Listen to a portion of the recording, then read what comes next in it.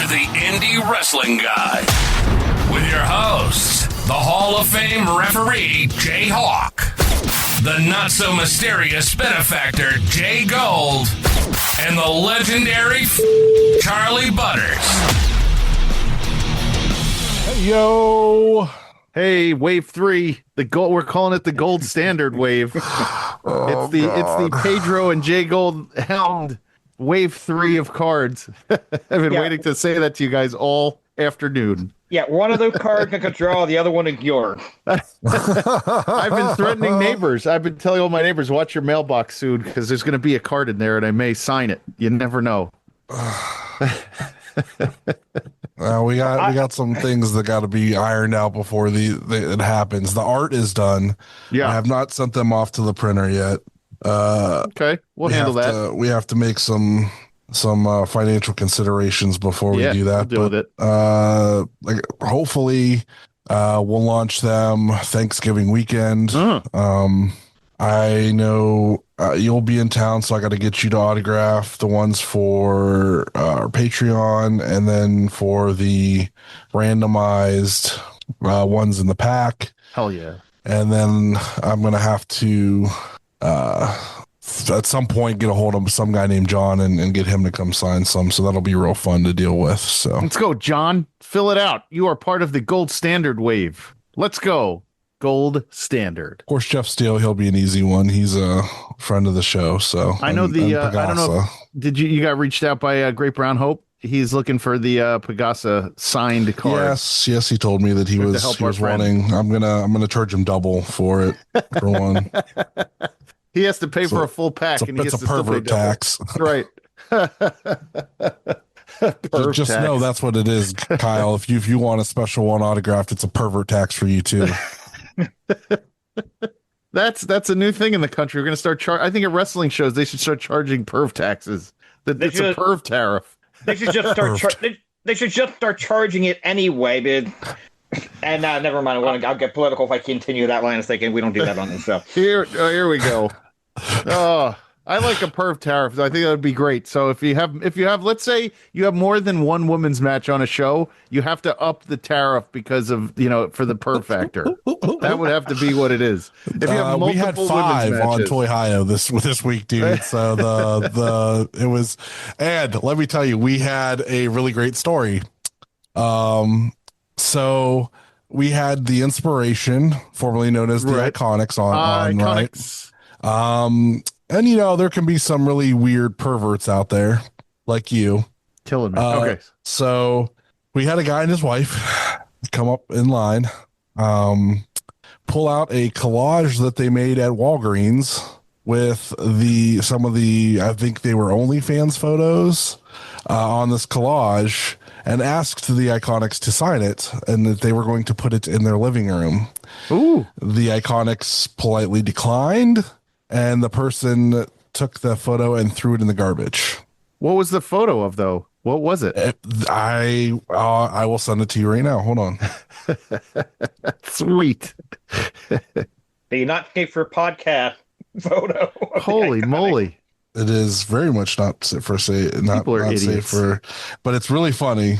But we went and snagged it out of the trash and saved it, and it is now going to be a white elephant Christmas present at our Christmas get together for the Toyhio crew. My question is, it's their own photos, so what are they politely declining for? Because those are copyright. You're not supposed to. Oh, that's copy from OnlyFans, dude. You can't do that. Oh, that's what you were saying. Oh, okay. I didn't realize that. That's okay. Well, so nice that exists, and that is now officially. Wait, so the guy threw it in the garbage, like dejectedly, like turned around, hung his head, and walked out. It was in the folder that it came in from the Walgreens that he had it printed at. Oh boy. And I told somebody to go get it out of the garbage, and now we have it. So that's now great. It's going to be a white elephant Christmas present this year for somebody in our group. I like that. That is fantastic. I personally wanted to take it back up and see if they would sign it for me as a joke, but I was told no because I didn't want to upset them. So you know what I heard would be a great Christmas present would be Wave 3, specifically my card signed Really they make great stuffing, aren't you, Josh? stocking stuffers, I think. Really He's already making me regret it. this. I'm not the one to make the fucking card. You already have one, JHawk. That's why you don't seem to care so much. You already got one. Yeah, I should care then because I don't have one. But you're the creator of the IW guide. Care. That's why. Okay, you don't have to care about it. Here's the thing, Josh. When my card came out, I didn't even ask for the goddamn card. I wasn't throwing a fit. Where's my fucking card? I didn't care a shit. Yeah, you've been complaining since the first cards came out that you needed to have one through 2 waves. That's right. Listen, I don't regret anything, and I am very excited. Be honored to have one because I chose to make it happen. I am. I'm very honored. But I think it would make a lovely stocking stuffer for anyone who's giving a gift to the people they love. Would be nothing says I love you during the holidays like JGold and his Sting neon pink T-shirt. And some rat poison. I'm going to buy 20 of them. My bird constipated. I'm going to line the bottom of the cage and see if that helps out. But then you still have to look at me because you got to look in the bird's cage. So there you go. Have it on the backside where it just says no mayo, JGold. Well, listen, this weekend I went to Comic-Con, New York City Comic-Con on Saturday. And most years, I would say the last like 5 years, it's been extremely crowded. But I think this year they figured out like the booth organization a lot better because Javits now has all new floors and new rooms set up and everything. So there was a lot more space. Pro Wrestling Tees had a spot and you could meet Orange Cassidy and Paul Walter Hauser and Danhausen. That was on Saturday. And Cardona and Myers had a major wrestling figure booth. I couldn't find it. I looked around the whole place. I thought it was only on Friday, but apparently they were there Saturday too. And then Headlock Comics had the Hurricane and Karrion Kross and Killer Cross and Scarlett. When I already have a picture of Scarlett because of the wrestling universe when she was there. But it was paid the perv tax on it. And exactly. Well, did you meet Danhausen like you said you were gonna? I didn't get to. He wasn't there when I walked by. It was, it's a timed thing, so I didn't get a chance to get to Danhausen. I saw Orange Cassidy. He was there. I didn't see Paul Walter Hauser either. He was. I missed his timing. That's right. Well, that was because of a bet. Because I thought those things were like $120, and I was seeing them for like $30 and $50, and my kid's like, "No, that's real," and I'm like, "There's no way that's real if they're selling it for $30." Apparently, they're not worth anything anymore. So it was $30. So I had to buy her one. So that was okay. But she spent her own money on like a bunch of different pairs of earrings and nonsense. But I thought it was great. I mean, look, if I had more disposable income this year, I probably would have gotten myself some sort of, DC had their first booth there this year in many years. And I probably would have gotten like the collector's Daily Bugle thing and probably a sweatshirt or something. But this year I kind of just let Harper kind of lead the way. My friend Zig went as the old guy from Invincible and his son went as the Invincible. I haven't seen Invincible, but they went as like the poster of Invincible, which was very cool. And otherwise the comics, the costumes were great this year. I thought there was a lack of like really hardcore Marvel costumes and DC costumes, old Batman, Superman beat up, a lot of Deadpool. I didn't get to see this year the Star Wars march. I guess I just was somewhere else when it happened. Most of the time they take all the Star Wars characters and they march them around the whole venue while playing the music. But otherwise it was very successful and lots of the Macho Man costumes all over the place. No Sting costumes this year, which I thought was odd. I think the wrestling is kind of getting, because the same guys are there every year as far as like Sergeant Slaughter and Jake the Snake. I was standing on a street corner next to Jake the Snake Roberts. That was cool, right? I mean, I already got a picture with him many years ago at Comic-Con, but he was there.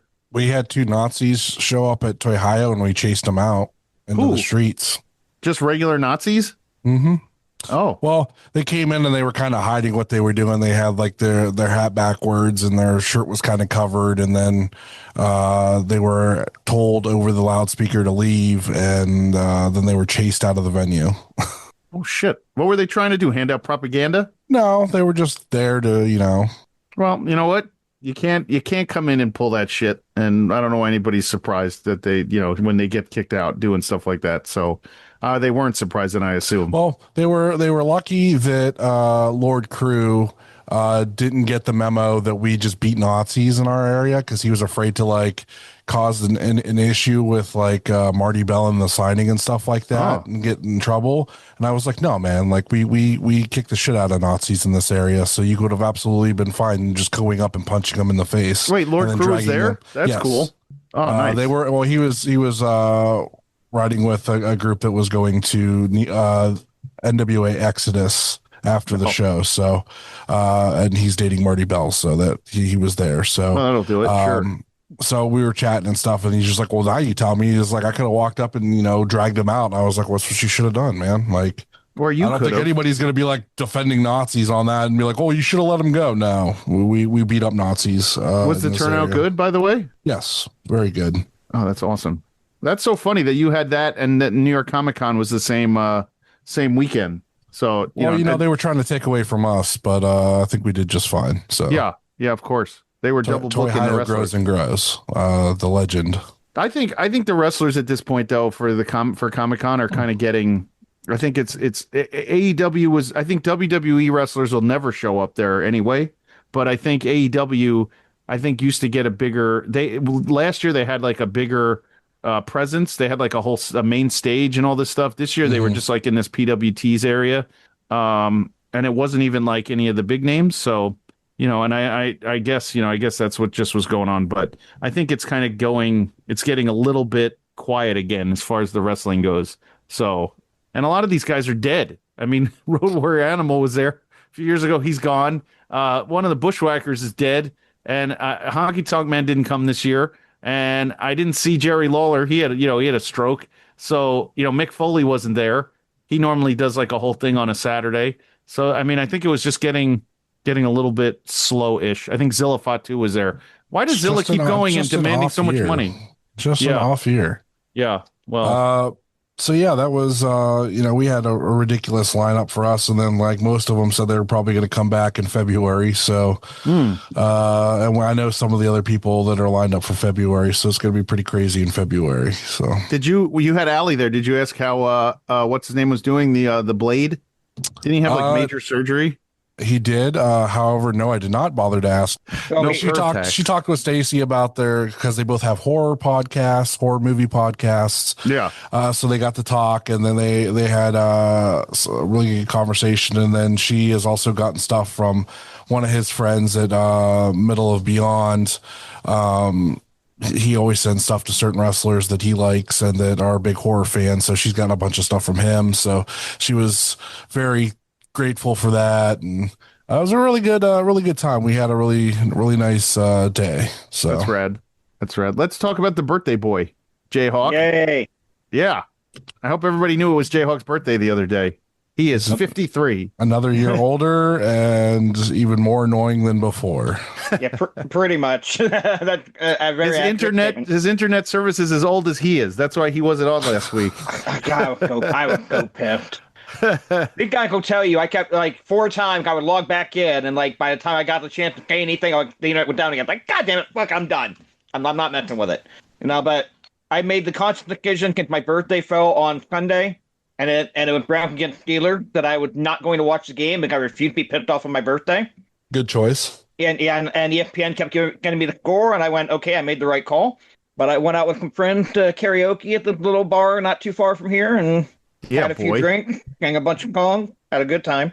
Excellent. I'm glad. Yeah. I hope people send JHawk some presents. It's a big milestone for him, 65. So anyway. Hey, old is old. You're only as old as you feel. And I feel like I'm about 185 years old right now. But yeah, I am mad at my one friend who came, though, but I've known her for almost 20 years.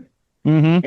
And we used to go to karaoke like almost every week when work schedules were a lot more conducive to it. Yeah. Never once did she go up to sing, pretend to sing. She and I would hang out, and like she wouldn't even sing along to the radio. Last night she goes up to sing, and she's fucking nailing Dolly Parton and Patsy Cline. Like, where the hell did this come from? Sometimes it takes a few years to find your voice, JHawk. Yeah. Well, I asked her the question, and she's like, yeah, my anxiety is still like really bad. I'm like, well, you don't, for as far as singing goes, it doesn't need to be, because you're fucking awesome. But that's fun. Her boyfriend cannot sing worth crap. But I like to sing karaoke. I would do that. I used to do that at work all the time. You know what? The thing is, you go to karaoke and have fun. If you happen to be a good singer, fantastic. But go up there, have fun. No one really cares if you suck. If they do, you're in the wrong bar. Exactly. No. Well, shit. Shout out to Zach, who flew all the way from Dallas, Texas to come to Toyhio. Awesome. And he gave me a bunch of lucha figures and a Japanese wrestling magazine. Shout out to Bagelmonger, who hooked us up with Jay Bougie last week, and the ridiculous story of the Crab Rangoon Championship. And shout out to Patty. Hey, Patty. Hey, Patty. Who I will not be seeing this Saturday, unfortunately, but hopefully to be seeing her in November sometime. So, hell yeah. What's on this weekend? All right, well, I don't normally like to talk about the actual pay-per-view content on Triller, but there's really nothing that else on there for pay-per-view content. But Awesome Championship Wrestling on Saturday, October 18th at 6:30 p.m. Eastern. Pre-Kent Midshift Night 2025, live from the Mid-Hudson Civic Center in Poughkeepsie, New York. Fuck yeah.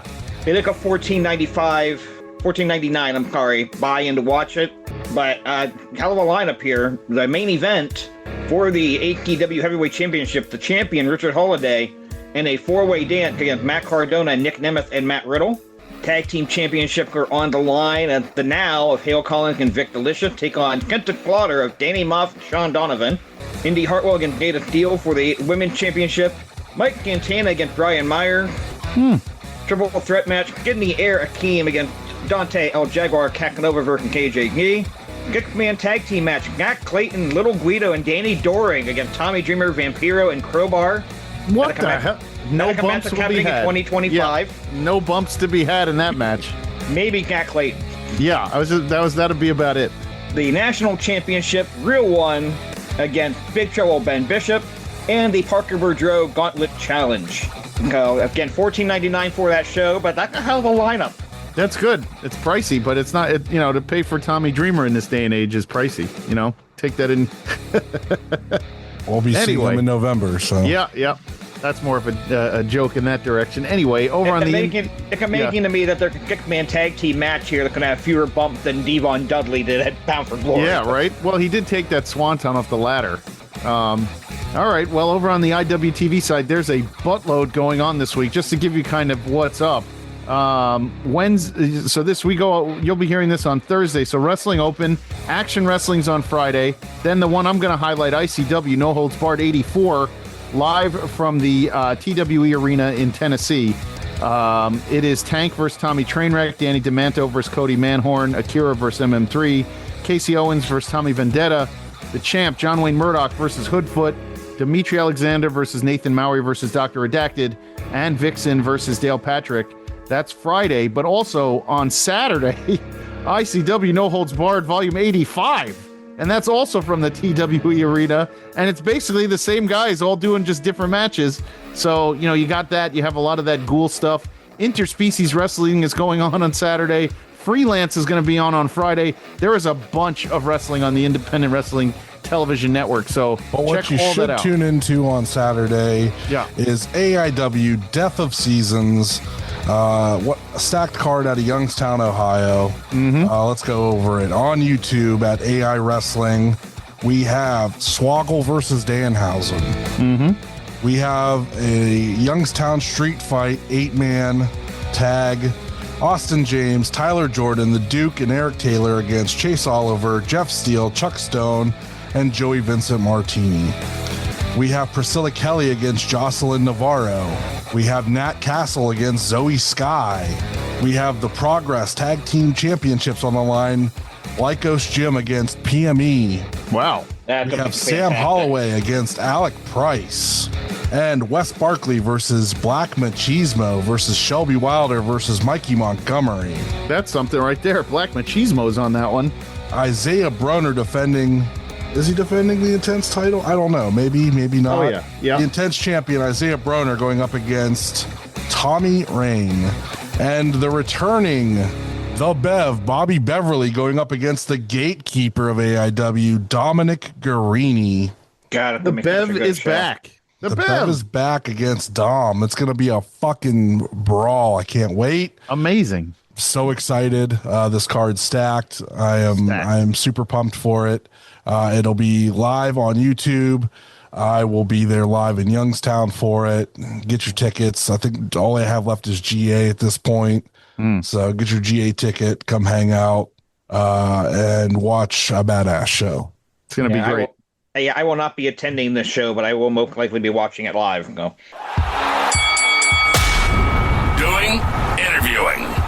This week, we have the first signed member of Fourth Rope.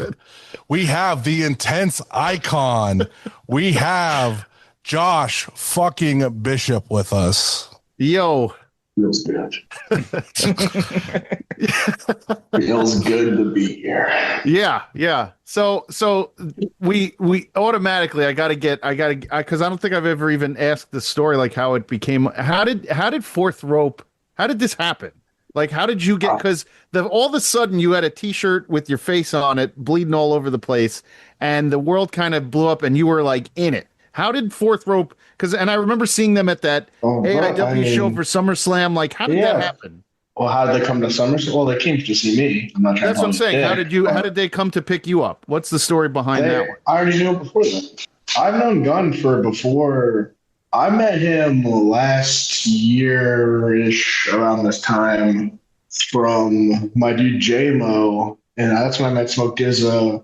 We were down. I don't know how much I can say about who was all at this meeting. Yeah, you don't have to name names, but trying to figure out how all of a sudden you became literally the face of this brand.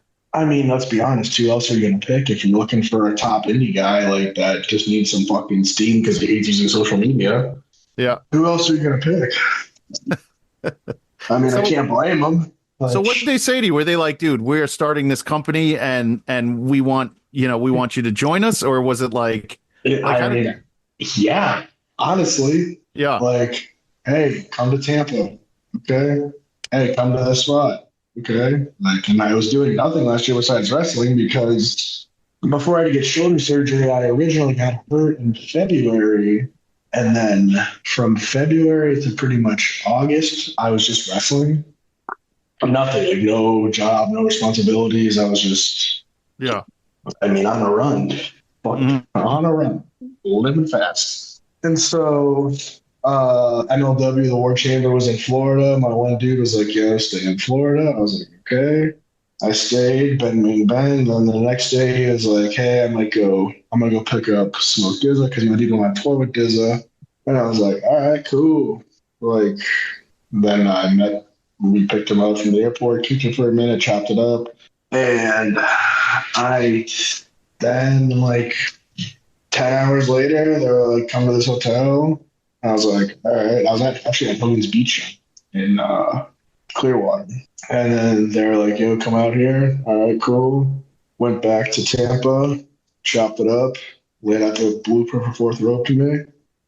Found it pretty fucking awesome. I mean, but really, it's not like we immediately started talking about Fourth Rope or anything. We just really started talking about wrestling. Who's your favorite wrestler? What do you like about wrestling? What do you dislike about wrestling? Where do you see wrestling in a few years?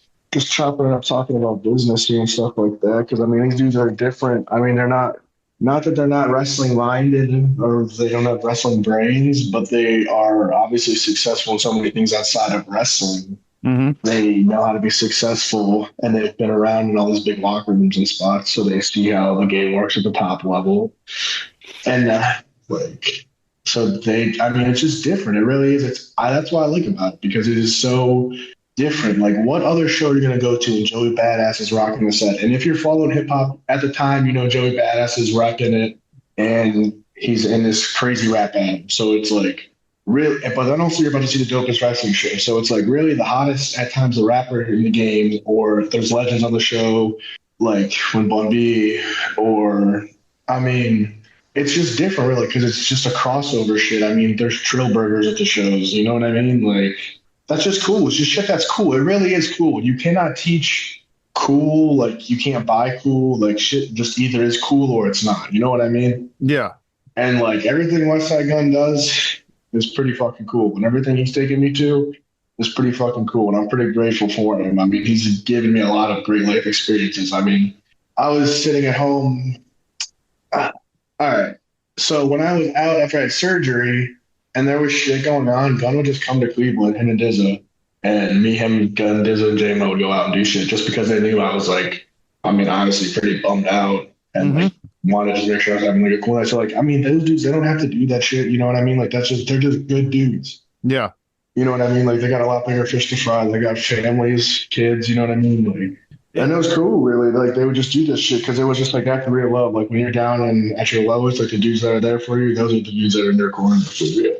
Definitely. Is the goal for them when they came to see you, was the goal like, hey, we're gonna grow this thing into, you know, and I don't know what the long-term vision is, but did they give you like a pitch, or were they like, dude, just come and we'll see what happens? Oh, originally Tim was like, hey, I want to do this with like rap.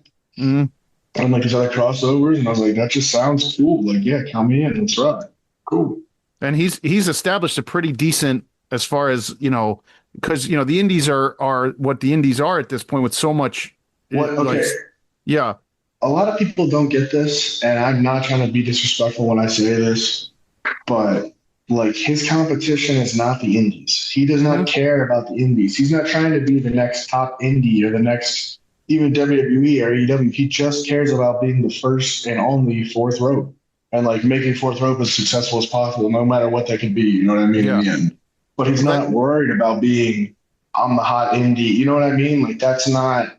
He just wants to be the best and most original, like fourth rope. So he's not going into it like Master P was with the House of Glory. No. Being like, I'm gonna buy it. We're gonna take over the world. Yeah. I don't know. All right. Well, that's good. I mean, you've been featured now on several of these shows where you've had what, you had the Good Brothers with you in the certain ones. You had Enzo. So no, I've never been with Enzo at all. Oh, he was only TNA?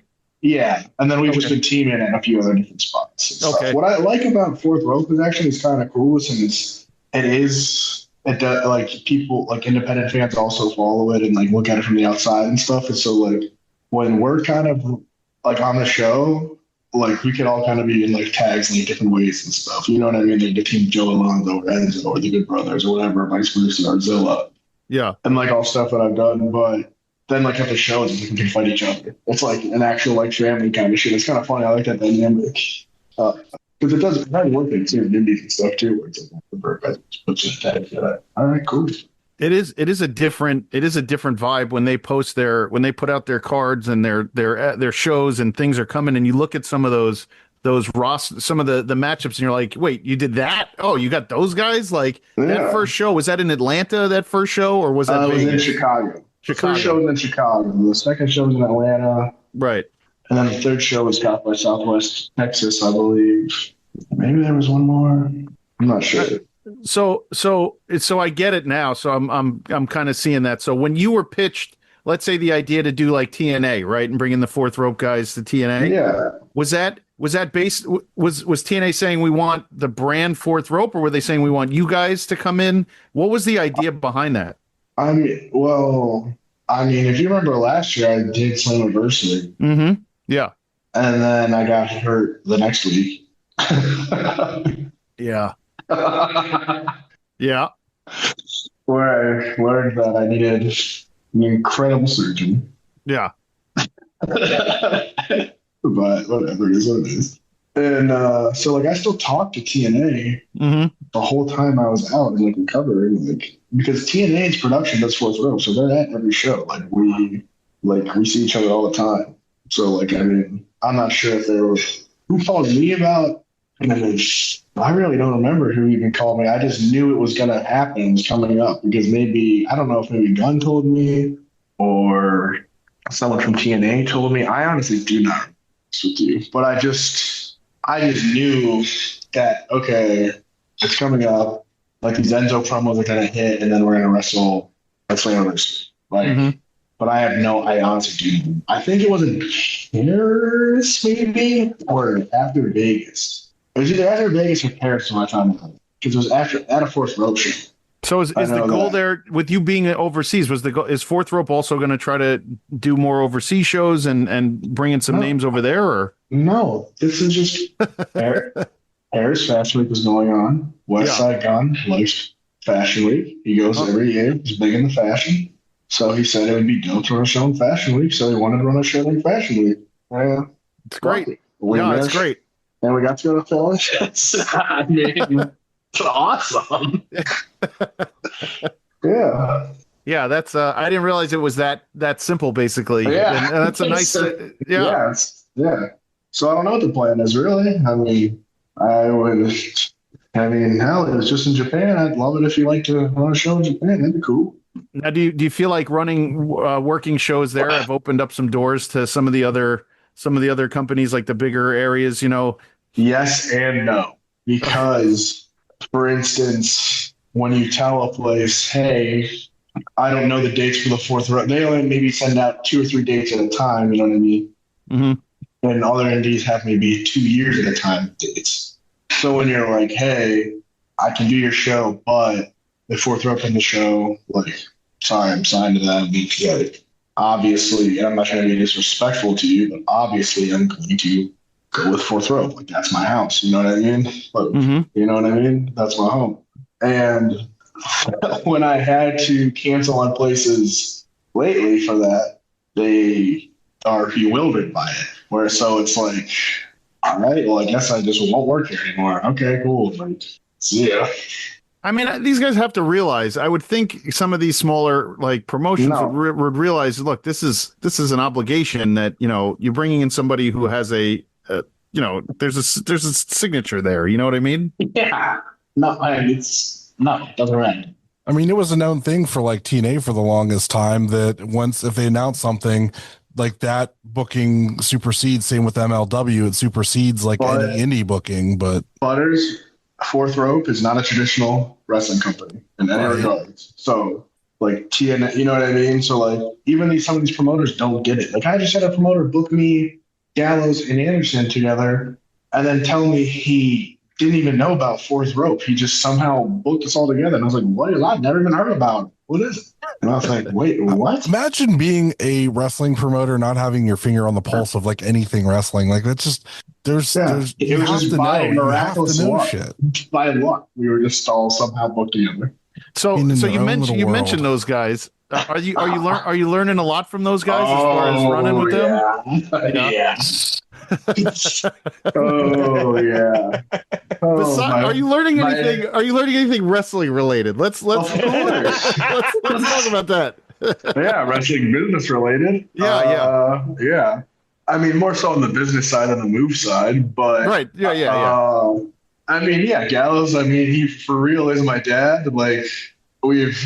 I've known him. We've had a few interactions over the years, and I met Carl once before we went to Paris and slept up. But when we went to Paris, it was just everyone was just saying, all right, this is your new son, Gallows, and Carl, this is your new nephew.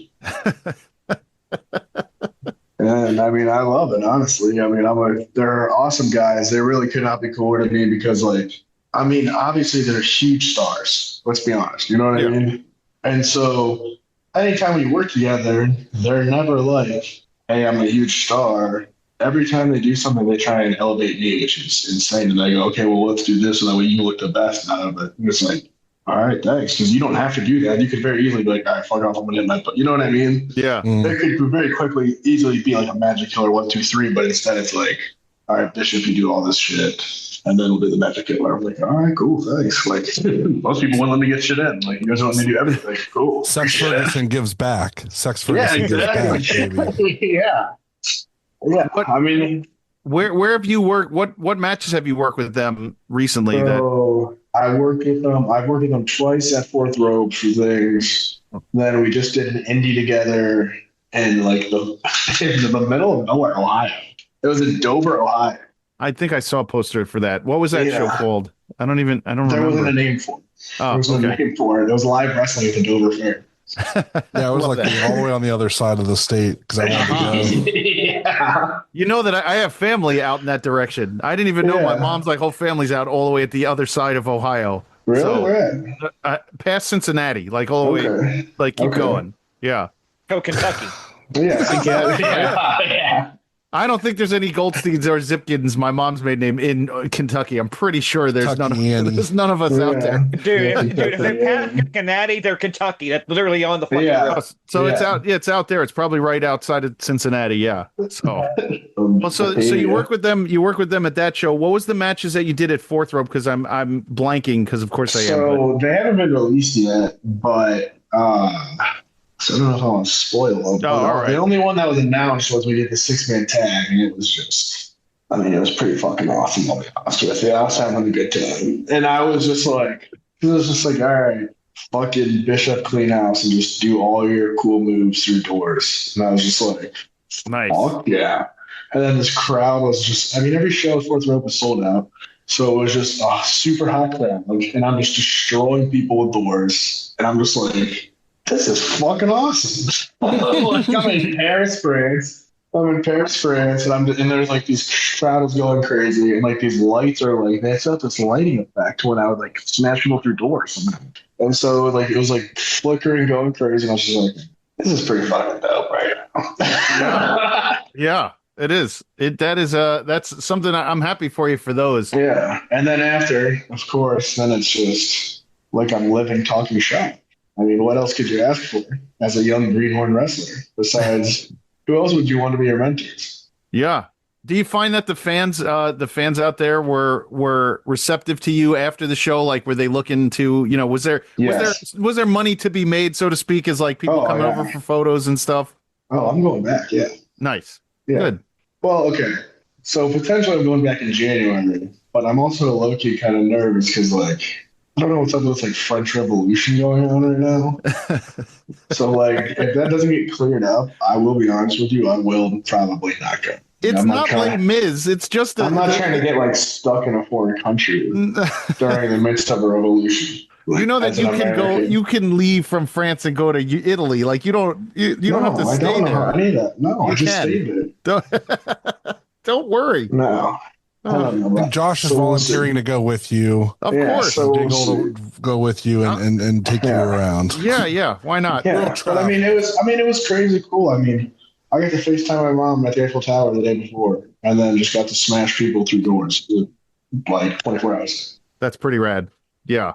It's not ETU at the Mecca, but it's still it's good stuff. I love ETU. I know you do. I'm just busted. I wanted to hear Struggles text me afterwards and be like, "Why do you got to do that?" Yeah, ETU. I think you fit in very well. That match with Santana was awesome. You have a match coming up with Big Sam at ETU in December. I think they put you in good positions there. It's that company just Struggles knows what he's doing. He really does. Struggles is the man. That's my dog. Yeah. He's always taking care of me. He used to help me out and get me booked at ICW before. Oh, at No Holds Barred? Oh, yeah. The chains. Are you looking to do more of that stuff? I don't know. Actually, I don't think I've talked to Danny since I've been back from being hurt. So maybe I should shoot me a message actually get back in the old chains. Only if you get to light someone on fire, like at that JCW show, then we're really talking. Yeah. JHawk, sorry, go ahead, brother. You've hit on a lot of stuff I was going to cover anyway, but I will ask here. You won the Mega title in July, not even an active member of the Mega roster. You're defending it more outside of Mega than you are in Mega. Yeah, I got shit going on those days when Mega's got shows. Including defending the title. Yeah. Yeah, but what are your plans with that title moving forward? You're gonna whatever I want to be. I'm the Mega champion. What do you mean? I'm the man. I can do whatever I want. Who's gonna take it from me? I'm not gonna challenge you for it, I'll tell you that much. Yeah. Exactly. I don't think they have anybody that's a reasonable challenger who you got? To Josh. So who's their big guy? Who they got? Who'd they send after me? Well, they had Kalam. His ass got taken down 187. Off rip. See ya. Good night. Then Bill Collier tried to come for the strap. Same thing. 187. See ya. Boom. Then bucked up Colt Johnson. Oh, good. He can ask, but yeah. Tried to run his little yapper. Same thing. 187. See ya. Let's see. Who else has had to go down 187? Little 187 special. I think that's it for the Mega title. But yeah, anyone that Mega wants to send after me to try and get the title back, they will be going on Exit 187. I will be at Mega on November, whatever the day is, 15th, I believe. You're defending strong though. But you've been keeping very, very busy. You've had just a lot of different shows. I mean, to come over here to the East Coast and then go right back the next day and then go to Paris and then go. That's a lot of work, man. That's a lot going on. So, what do you think right now, as far as being in TN when you were in TNA and doing that program? What did you enjoy that time at TNA? Did you think did you enjoy that match? Because you're working with Zilla. Are you still doing stuff with Zilla or no? Zilla is my brother. Zilla is my absolute brother. We text on a pretty almost daily basis. He's just a good dude, really, overall. That is my straight brother. After a show, that is a dude that I'm usually with if we're on the same show or whatever. But I mean, as far as what's nice for TNA, I mean, I'm sure we're not done. I don't know what I can and can't say. Right. So, I mean, I enjoyed my time. I had a great time. Obviously, I wish we had more time to do more. That show was nuts, though. That Slammiversary show in New York, it was good for you to get exposure to that crowd, too. And they said, I mean, we got good feedback. So I would say the door is definitely still open. You know what I mean? Mm-hmm. But I don't know what I can also not say. Yeah. So, keep watching. Yeah. Tune in. Okay, now obviously, now getting to work fucking Paris and cool as shit. There come where you haven't worked yet that you're looking forward to working? Yeah, I want to go to Japan really bad, dude.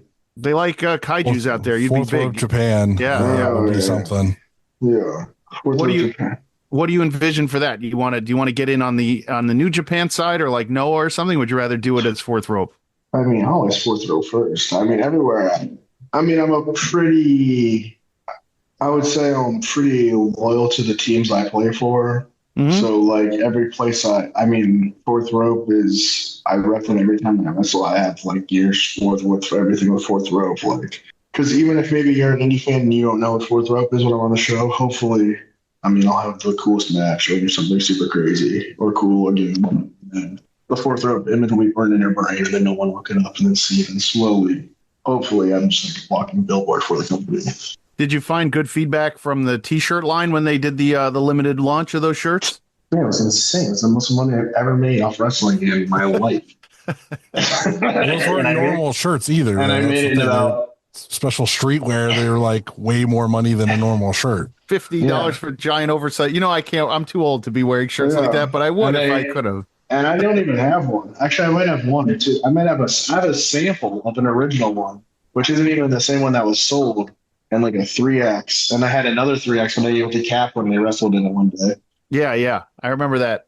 Yeah, those shirts were ill-fitting for a guy of my age. And I didn't think they were going to sell out because obviously, I'm an indie wrestler, so I have severe mental health issues and no confidence. So I was I'll just get one of these after this meeting.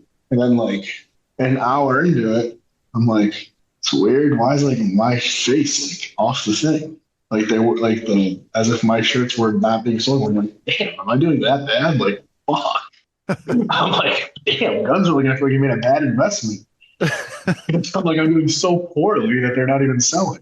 Then I go over and look and I'm hey, still with my shirts. Look into my face and he goes, oh yeah, they're sold out. I was what? Mine? It's great. I love you bringing up mental health being an indie wrestler, but you have to be cranky be in the wrestling business. Either you're cranky and that's why you get into it, or you're in the business and it makes you cranky. There's no in between. You could be an indie podcaster too, and then then there's that too. The same thing applies, JGold. Right. It's always nothing but positive vibes and everything when we put stuff out, so it's good. Shit. Butters, what do you got? I don't have much because we've done several things. So this was really just a catch up type thing. But I know you were just in California, and when I talked to you a couple weeks ago, you had just gotten back from California for I've gone to California almost every other week for the last 2 months.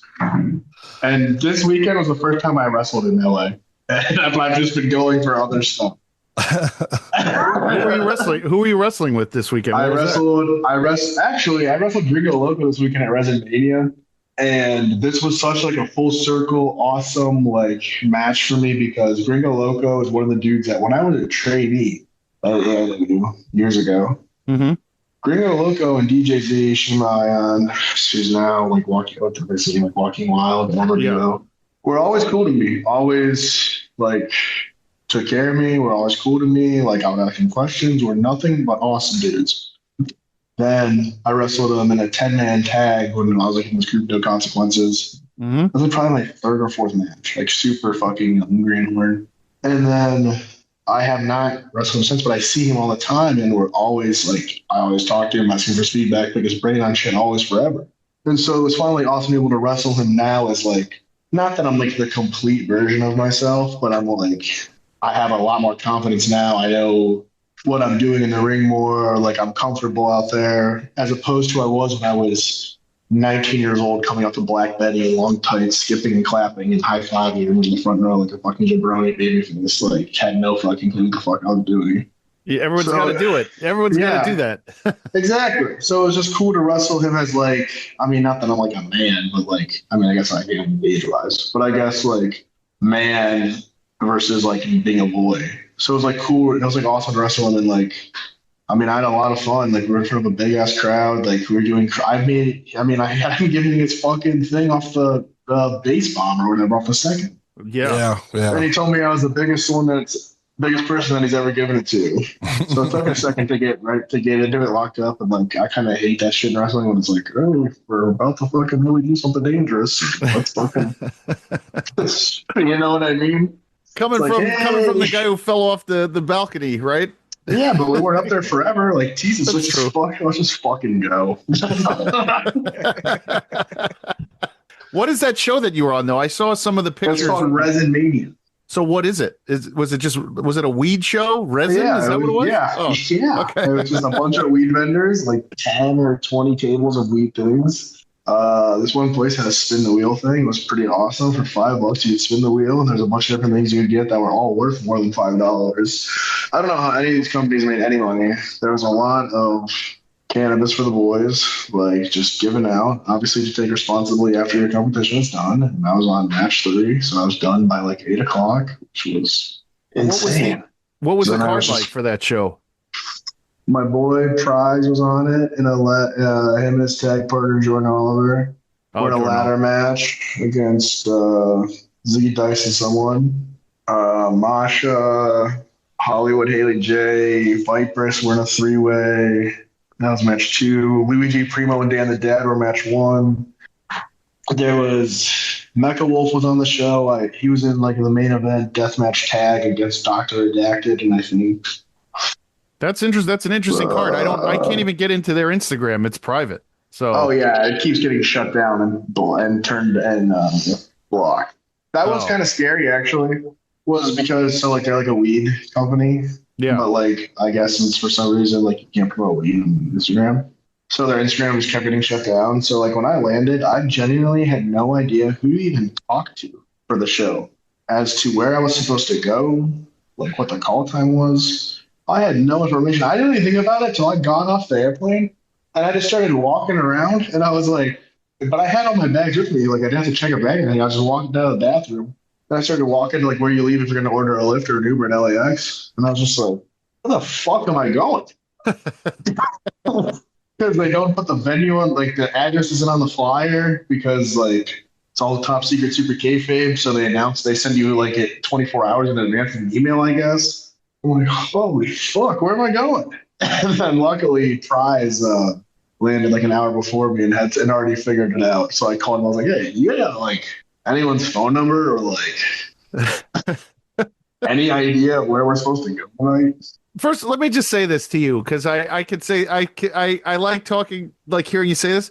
What is going on? Why would the business is insane? The fact that you got off a plane in California and you're like, I have no idea where I'm supposed to go. The promoters don't tell the talent. You have to no. His Instagram, that WrestleMania Instagram, got deleted the night before the show again. Yeah, but they should have your number or something and be like, "Hey, we're paying you to come into California." Yeah, I probably should have. Not you, them. Phone number, right? Or yeah, probably. Yeah, it's on them, not you. That's what I'm saying. It's on them. It should have been them. Why the fuck didn't they reach out to you and be like, "Hey, no, that was cool. No, it was cool." And then I actually ended up seeing it later that there was someone that hit me up. It was like my request or whatever, and it was like, "Hey, here's the number and the address."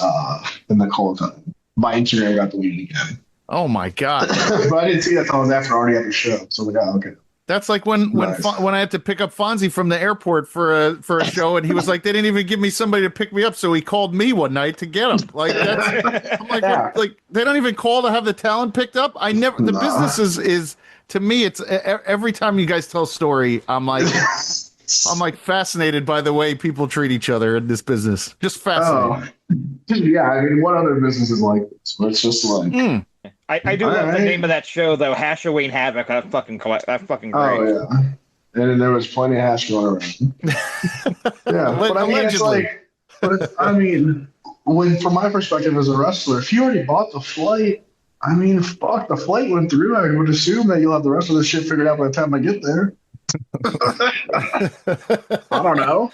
I mean, somebody with like a giant sign that says Josh Bishop, like something. Yeah. No, not even that. I mean, for the most part, usually there will be someone there or someone will. Yeah, the worst part was this one spot, Nobles Champion group. I'll bear them actually. Fuck those guys. But so I did their show after I was in Paris. So I flew from Paris to Amsterdam to Toronto. Then their show was in Windsor, Canada, which is 4 hours if you're taking a Lyft or Uber fucking pool or rideshare, whatever the fuck the overstuffed one is. Because they got me a rideshare for 4 hours. I had to ride and that wouldn't stop so I could use the bathroom instead of having a wrestler or someone else get me from the airport or doing anything else. So I had to sit with also all my bags on top of me that I was just in Paris for like a week for. Like I went out there for a couple of days before the show. My God. So I just had to take this shitty ass ride share, and I was so pissed. And I was going to start doing like a little vlog series just to like start to document like how crazy some of this wrestling travel is. Yeah. But I actually never posted this because I thought it would make the company look so bad. But now that I don't work for them anymore, I'm getting fucked because they were one of the ones that just were like, "What do you mean you're canceling us for Fourth Rope?" They were like, "Who the fuck do you think you are?" I was like, "Who the fuck do you guys think you are talking to me like that, motherfucker? You think I give a fuck about coming to work for you?" No, the big scorpion fucking put the signal in the eye. The big scorpion just put the fucking JV signal in the air. Cleveland's fucking lit up right now. I gotta go, buddy. You're like, sorry, I can't do this fucking cage match you want me to fucking do in 4 weeks. Fuck. Wow. Yeah. Well, you know, when they call you, when Fort Grove calls, you got to go. I get it. Exactly. When fucking the big scorpion puts the bishop signal in the air. Where do you get one of those bishop signals? I got to get one of those myself. I don't know. You got to ask Gunn. It's a special. It's exclusive. Yeah, I don't think he's giving Gunn you on that the show, and then he'll explain to us how to get that'll one. be the catapult for indie wrestling guy. We get Gunn on with Bishop and talk some wrestling and see what he does. That would be fantastic. I mean, dude, he's an extremely like. It's just crazy how much these dudes really are just wrestling heads. Mm-hmm. Like, it's crazy because some shit I don't know about because they're all older than me. Like, you know what I mean? Like, I'm like, wait, what? And then that happened then. Wait, what? Huh? Because like on the island, you know, like kind of like. I mean, this kind of sounds probably dumb, but like I only really know about like some older shit off like What Culture recap videos where like this is what the wrestling business was like in 1984 or fucking this was the year of 1996 explained. Yeah. You know what I mean? Because I was born in 97, so at the end of 97. So yeah, like, my first memories are John Cena and fucking Jeff Hardy. Right. But that's that What Culture stuff is starting to get exposed as like most of the time they don't know what they're talking about at this point. Exactly. So now I'm like, I probably feel like I've just been listening to misinformation, some goddamn fake news. I should have fucking stiffed the fuck out of Simon Miller Extra for some fake news actually. Promoting your fake news ad me. Yeah. So watch out, Simon Miller, because Josh we might have a round here. 2, buddy. We maybe have a round 2. He'll find you. Yeah. So what? Actually, Yeah, go ahead. I just wrestled that Simon Miller. You know what I'm talking about? They're like, hey, I'm Simon Miller. This is what culture. You know what I'm talking about? Or no? Yep. Yeah. So we got late to the show. We got there late to the show because, I mean, it's not like, I mean, I look insane. So it's like anytime we go to travel to cross Canada, there's a good chance we're going to be pulled in or something or held up or like, they're like, you're driving 10 hours to just wrestle and then leaving. Like, no, you know what I mean? It's like, yes, we're crazy people. Yes. So we but they would need to know that. Like, you would think that the border, like wrestling is like in Canada's blood. Like, they know this is happening. Like, how are they surprised? Yeah, the Hart family, motherfuckers. You guys have got legends up here. Yeah. And so we get to the show late, like 6:30, and him and I were on match 2. And I guess he had like a full-blown panic attack in the locker room before the show, and young Jay Lee had to calm him down and give him a good talking to. And he was asking everyone, like, hey, what's it like wrestling Josh Bishop? Like, is he actually fucking crazy? And I guess everyone just laughed at him. Like, shit, yeah. Yeah, I could tell you this story. Josh Bishop one time powerbombed Tom Lawler at a show just because he wanted to see if he could. And he did. I just had to make sure I was strong enough to catch him on my knees out of that kick. And I accidentally just gave him a full last ride in the back right before we wrestled. So, by accident. The answer is yes.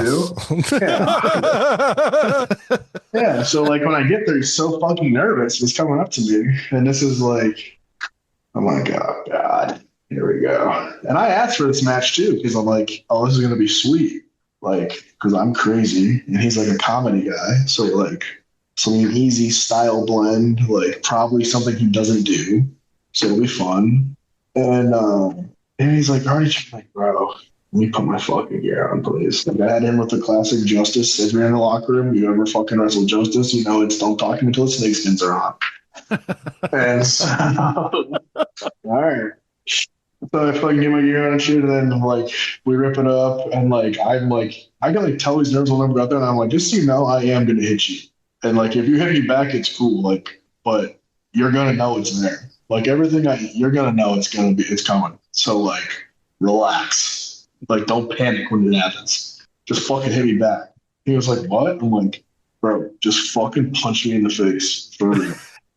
Like, that'll look better than if you're scared and do, like, a shitty wrestling punch. Just punch me in the fucking face when we get out there. I will not be mad at you.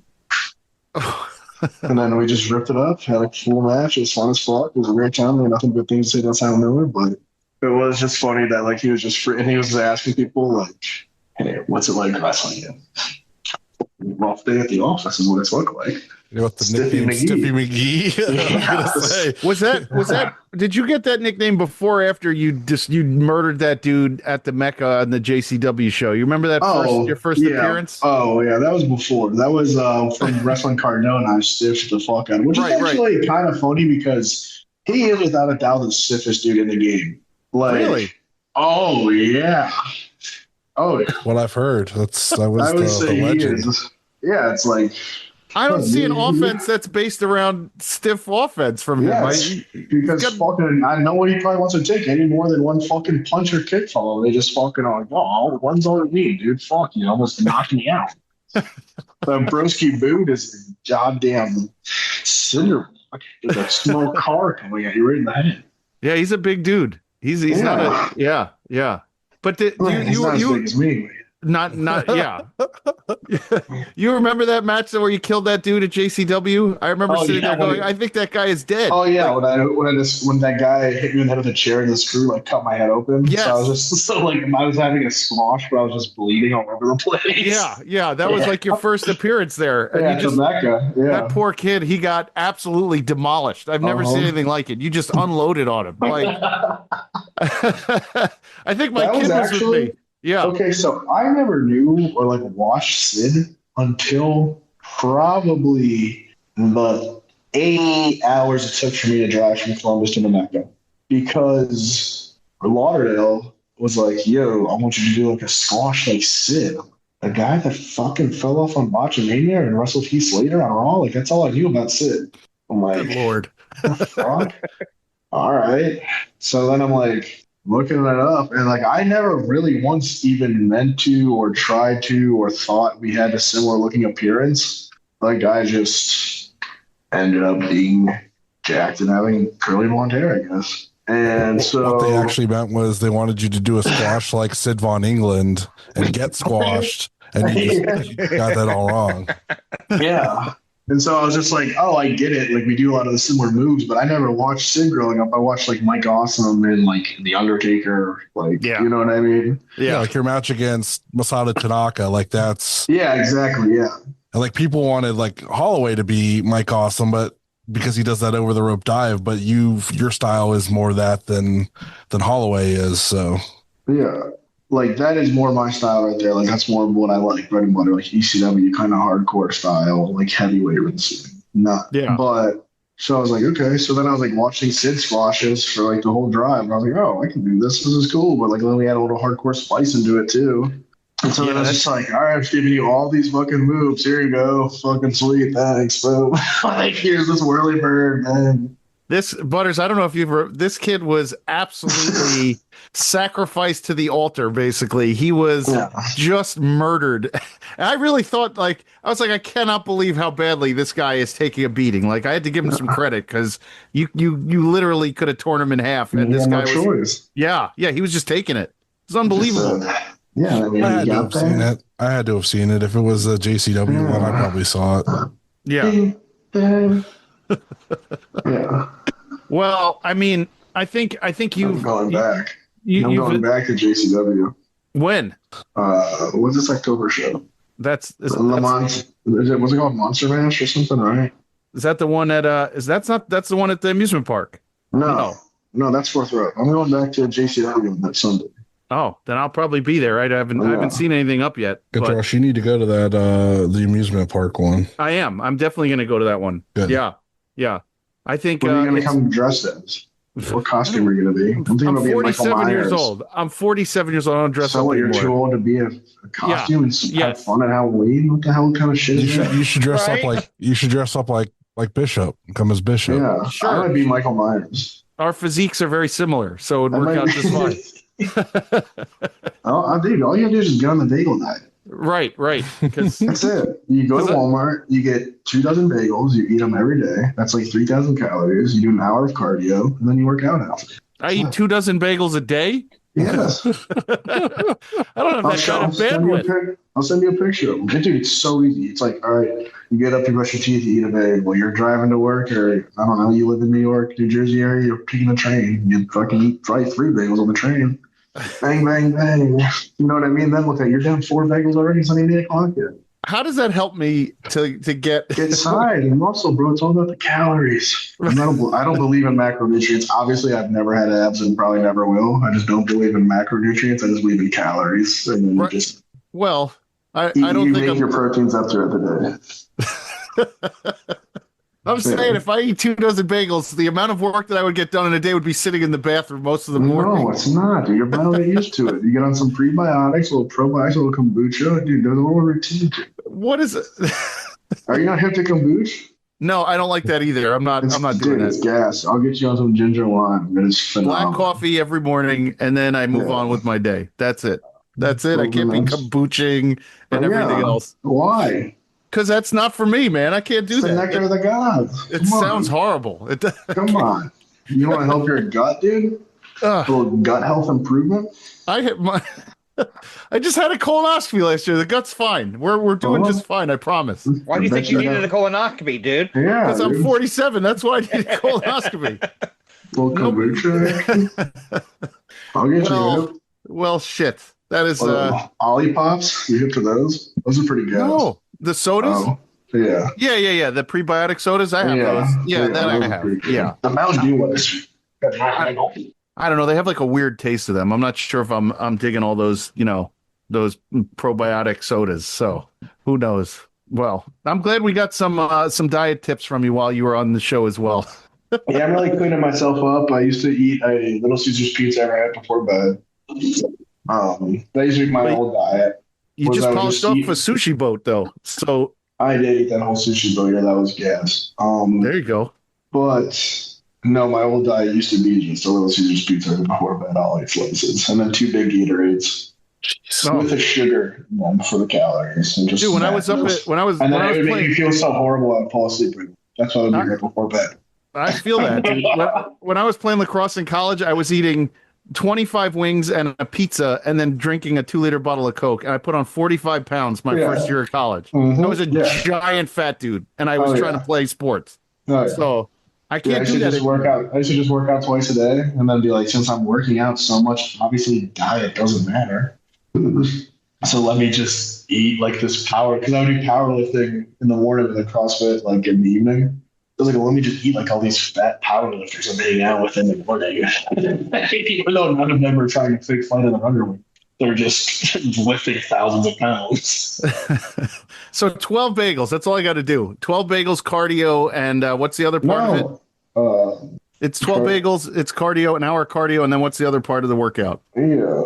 Oh, then you just do some lifts after. You do the lift after. You got to do your cardio first. Okay. It sucks, and you're not going to want to do it. And if you have a juicy pump, the more you get a juicy pump, you're going to be like, ooh, all right, so let me do a few more sets. And you're like, maybe you don't want to work out. You know, I got this fucking set of buys coming up and be looking thick and stacked. I got a couple of 15-pound hand weights in my gym. Yeah, but if you do the cardio after, you're going to be like, dude, I look so good after this pump. Yeah. I'm going to go pop the top, take a pic, bang, for the honeys. Bang. It's just like, all right, well, I'm fucking don't want to go walk on the treadmill now. That sucks. So then you just go home. So you just got to do it first.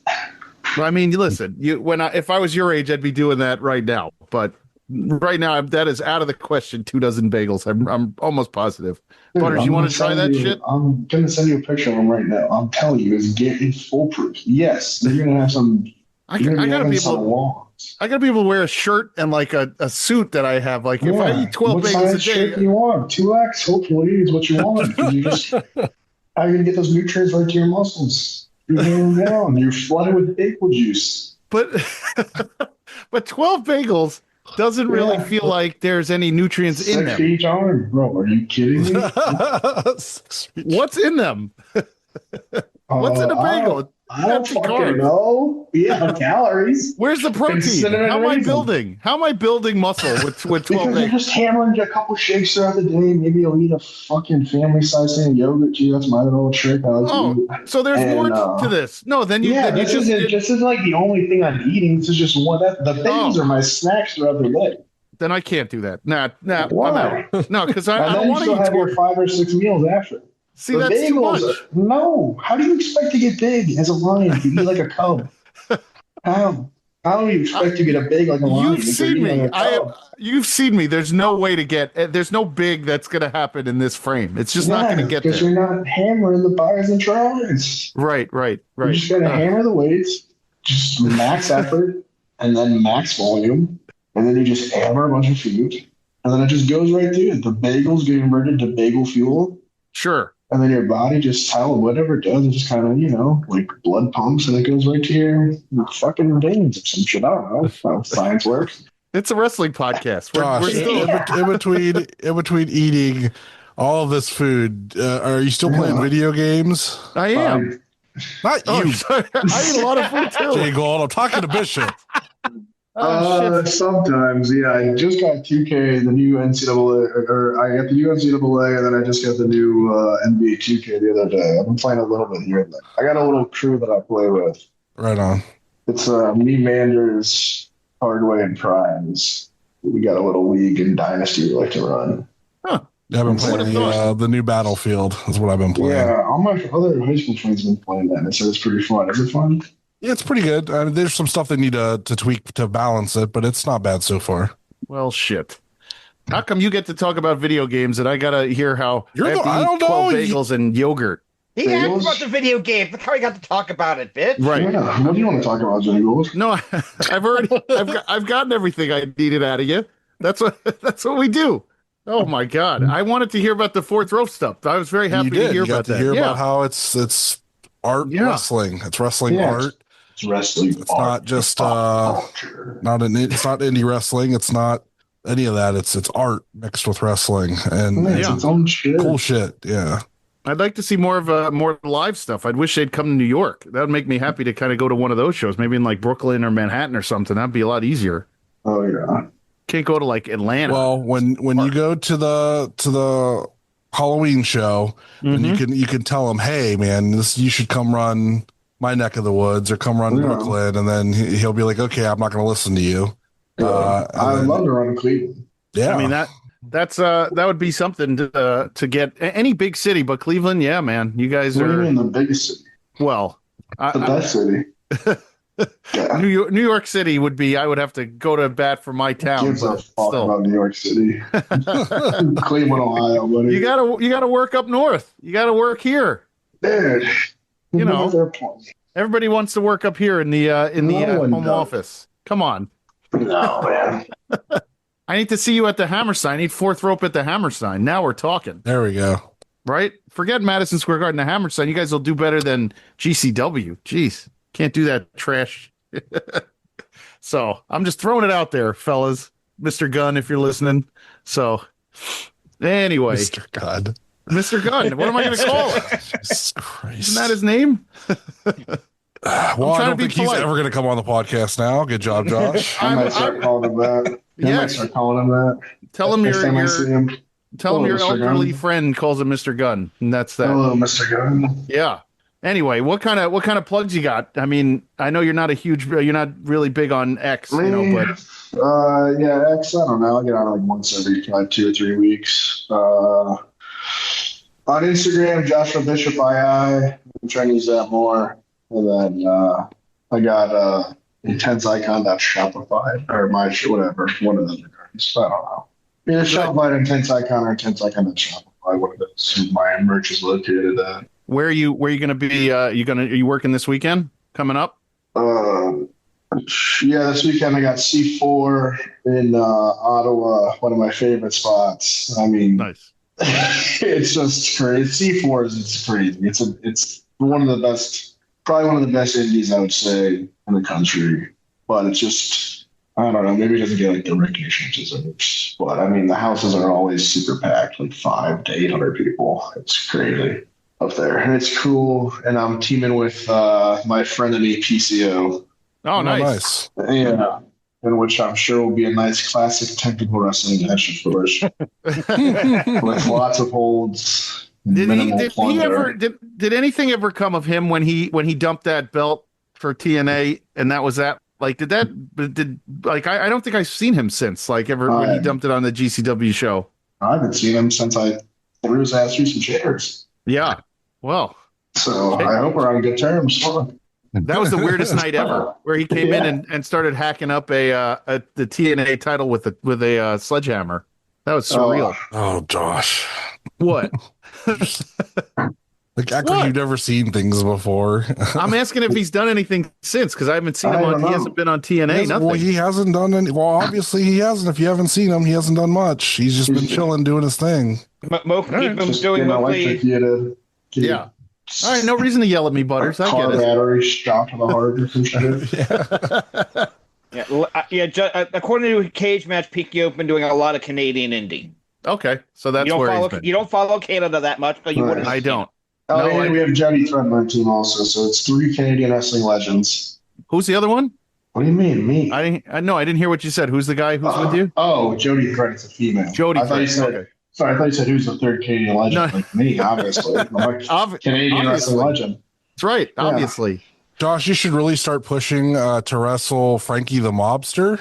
Oh my God, dude, I've tried a few times. We were supposed to wrestle, and then I got hurt. But I've met Frankie a few times, and boy, is he everything I could have hoped for and more. As a long-time wrestling fan, he was. I would be a fly on the wall in the room when that happened. Jesus Christ! He's the only guy that I think took more. He took my smelling salts from me and then just took more. I was like, it was a point where I was like. Even I was kind of like, Jesus, bro, people fucking look at me probably. Yeah, it was just like, oh my God. Yeah. And I'm just like, Jesus, bro, that was just 2 30-second drags. Like my eyes would be melting in my head. And you're gonna go rust. Holy shit. Yeah, but Frank the Mobster, absolute legend. I am hoping we get to cross paths sometimes. It just lately it has been just every time it's supposed to happen, it's not been able to by something unfortunate. But when we do, eventually it'll be just a sweet, be legendary, absolute, just slobber knocker of just hard hitting people that just have no regard for pain or their own well being. And then smelling salts on a pole match. Oh yeah. God. Last man sniffing matches. Just there's a few connotations for that one. Yeah, 3 stages of hell. Just fucking. I mean, fucking. Never know, but fucking. Oh shit! Well, I'm glad that we had a chance to have Josh on here and give us all that craziness. JHawk, you ready for your plugs, real quick? Yeah, follow me on X, Twitch, TikTok, and Blue Sky at Ref JHawk. Instagram at JHawk1539. My next booking will be October 25th for Real Action Pro Wrestling. It is the Halloween show. I believe it's Goosebumps themed this year. Of course, the Halloween Costume Battle Royal, which is going to be my last bump of the year, hopefully. You got a costume? Oh, he does. I do. Great Colleen. You going shirtless? I'm going shirtless. Do you have someone as like your manager? Like you're around them sing? No, I don't have that dude, Ranjan King, but I pretty much I figure I'm gonna go in, crouch myself, trying to step over the top rope, hit a couple of chops, and just get dumped. Like I'm not gonna fuck around, but you gotta do a squeeze. Oh yeah, I'll do a squeeze on somebody. That brain squeeze. Somebody dressed like Rey Mysterio in the match, just get brain squeezed. Yeah. JHawk, shirtless JHawk, that's going to be something. I wish. Will there be photos? God, I hope not. I'm going to start an OnlyFans where people pay me to keep my shit on. I'm just right. Well, now you're talking. God, I don't have anything to plug. New cards are coming soon, and that's all I got. And I'm going to send YouTube for the holidays. I'm going to send Bishop over here one of my cards signed because I'm going to have my, I'm in the next wave, Josh, with me and Pedro are getting cards made in IW Guide. Okay. So I'll send you a signed one. I won't charge. That's cool. I appreciate it. Thank you. All right. Send it to 7501. I am on X and Instagram, Twitter, and whatever at JGold12. Rate, review, and subscribe wherever you listen to us. Check out the Twitter handle, IWGuide1, youtube.com/IWGuide, patreon.com/IWGuide. Let's get the all that stuff up. The subscribers, we're at 67 on YouTube right now. Aiming for 100 before the end of the year. So join us over there. Don't forget about the merch store over at Brainbuster Tees. Will at Gorilla Press Apparel, our podcast friends, as we are part of the Main Event Wrestling Network. The Wrestling Junkies on the Mark Wrestling Podcast with my co-host Kyle, Tino's Time, Blog World Order, Vicious Rants, and my show on Tuesday nights at 10:15, the NXT Night Shift. At Odds with Wrestling, the card is going to change. Super Fantastic Podcast and Marks with Mikes. Check out our other friends, Monsters in the Toy Box, Toyhio, which was this weekend. So if you missed it, go to the next one. There, with the Good Brothers, Rubber City Toys, Neo Pro Wrestling. The next one? No, not that I know of. Oh, okay. If they're online, you get out of it. You call my papa. Yeah. OKCR Creations, Stash Pages, and Pally's Beef Jerky by our friend Kaplan. That's all I got. Bishop, thank you as always. Butters. Oh, I appreciate it. Life short, watch more indie wrestling. Don't forget to review and subscribe wherever you listen to us. Find us online at Facebook and Instagram at the Indie Wrestling Guide. And on X or Twitter at IWGuide1.